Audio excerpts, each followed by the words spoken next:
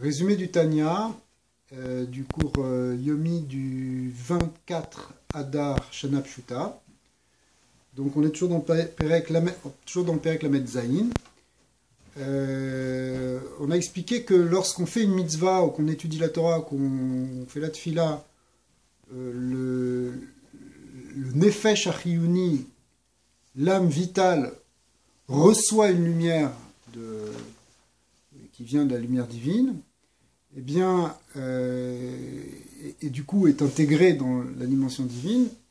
On va voir maintenant que c'est pas simplement cette âme-là, c'est même la source de cette âme vitale, de cette âme animale, qui est ce qu'on appelle la Klipat Noga. Alors, la Klipat Noga, c'est un terme qui revient souvent, on l'a déjà un petit peu vu.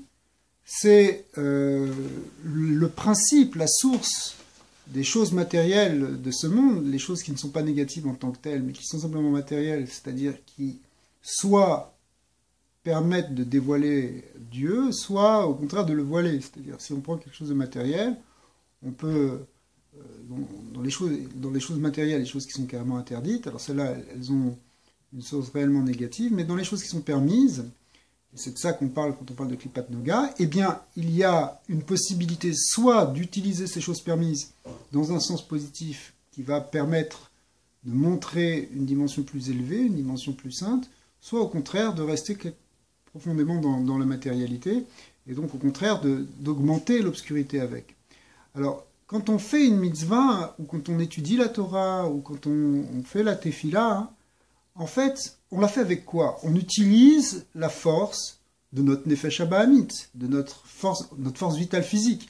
Or, cette force vitale physique, étant donné qu'elle puise sa source dans la Klipat Noga, non seulement elle va être sanctifiée, elle va être élevée, mais aussi la Klipat Noga va être aussi élevée et sanctifiée. Alors, normalement, on fait ça dans les mitzvot, mais théoriquement, il faut qu'on arrive à faire l'ensemble des 613 mitzvot.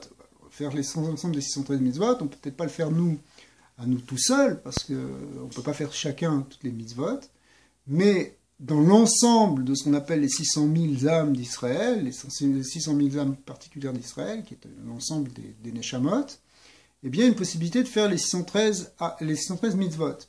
Lorsqu'on arrivera à faire ces 613 mitzvot, on va faire en fait un tikkun extraordinaire qui va se répartir de deux manières. Premièrement, avec les mitzvot, ce qu'on appelle les mitzvot lotaasé, les 365 mitzvot lotaasé. Étant donné que les 365 mitzvot lotaasé, les 365 interdits, c'est-à-dire lorsqu'on se retient de faire un interdit, lorsque on fait ces 365 mitzvot, on arrive à éclaircir et à arranger les 365 veines, ce qu'on appelle les chassagidim, 365 veines qui sont dans le corps, dans le corps qui conduit le sang. Or, le sang est précisément celui sur lequel se pose le Nefesh Achiyunit, le Nefesh Raya, la vitalité. Donc, on permet d'extraire, en faisant ces 365 mitzvot, en ne transgressant pas ces 365 interdits, si on veut le dire autrement, on permet d'extraire en réalité cette vitalité pour l'amener dans le sens de la Kedusha et de l'unifier avec la lumière de Dieu.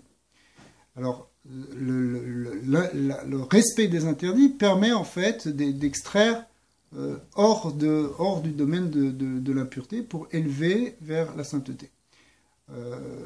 Par ailleurs, les 248 mitzvot positives, lorsqu'on fait les mitzvot positives et lorsqu'on le fera dans l'ensemble du clan d'Israël, eh bien c'est ce qui permet de recevoir, d'attirer la lumière divine. Et en faisant ça, on fait que notre corps et que le monde, par extension, devient lui-même une merkava, un chariot, un réceptacle de cette lumière divine. Ainsi que l'étaient les Avot, les patriarches, qui eux-mêmes étaient donc des patriarches, des réceptacles à cette lumière divine. Alors, en faisant ça, on aura transformé complètement la Klipat Noga. On aura transformé non seulement notre âme, non seulement la matérialité, mais même la Klipat Noga, elle se retrouve transformée. Et ce qui était au départ, ce qui apparaissait comme une Klipa, c'est-à-dire comme un écran, finalement, c'est quelque chose qui va devenir lumineux. Noga, d'ailleurs, ça veut dire lumineux. Quelque chose qui va révéler la lumière divine.